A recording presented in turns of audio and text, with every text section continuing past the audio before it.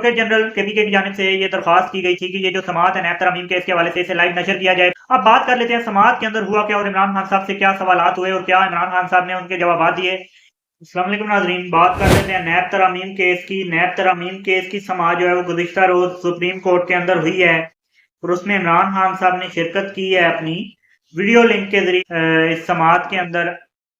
सबसे पहले तो बात कर लेते हैं कि क्या ये समाअत जो है वो लाइव नशर की जाएगी और लाइव नशर नहीं की जाएगी तो क्यों नहीं की जाएगी। एडवोकेट जनरल केपीके की जानिब से ये दरख्वास्त की गई थी कि ये जो समाअत है नैब तरामीम केस के हवाले से इसे लाइव नशर किया जाए टेलीविजन के ऊपर, जिसको मुस्तरद कर दिया है चीफ जस्टिस की जानिब से।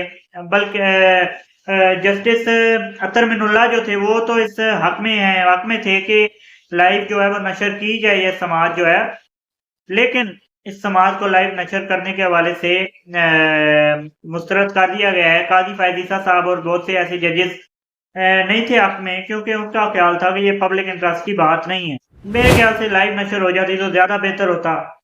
अवाम को जो है वो इस तरह के मामलात के अंदर इंडल्ज करना जो है वो हमारी तरक्की की जानिब एक कदम होगा और शऊर की जानिब एक मजीद कदम बढ़ेगा।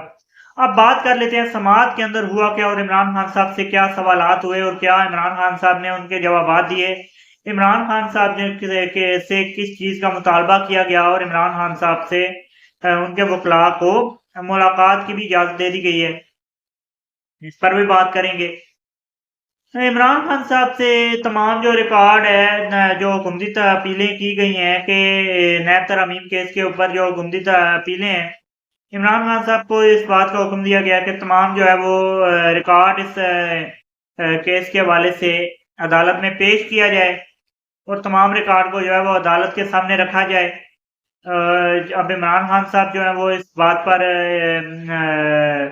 अपना जो है वो रिकॉर्ड लेके आएंगे।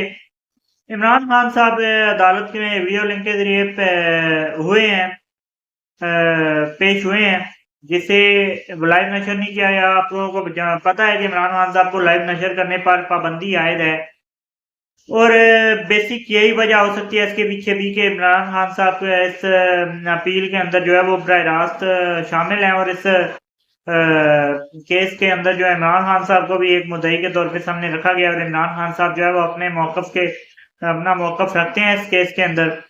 अब इस हवाले से ये केस जो है वो लाइव नशर नहीं किया जाएगा।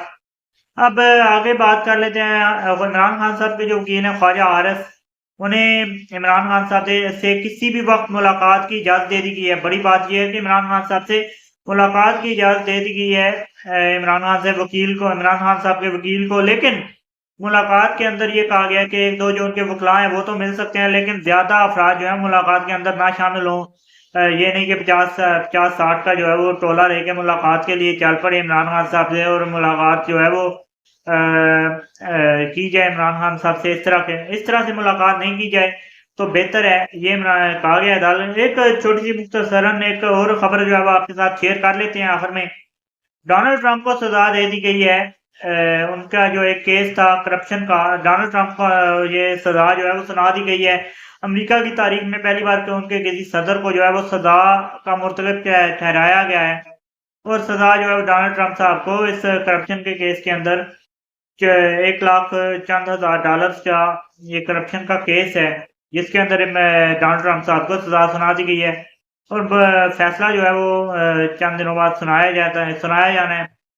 इसी के साथ चैनल को वीडियो को लाइक कर दीजिए। मुझे दीजिए इजाजत। अल्लाह हाफ़िज़।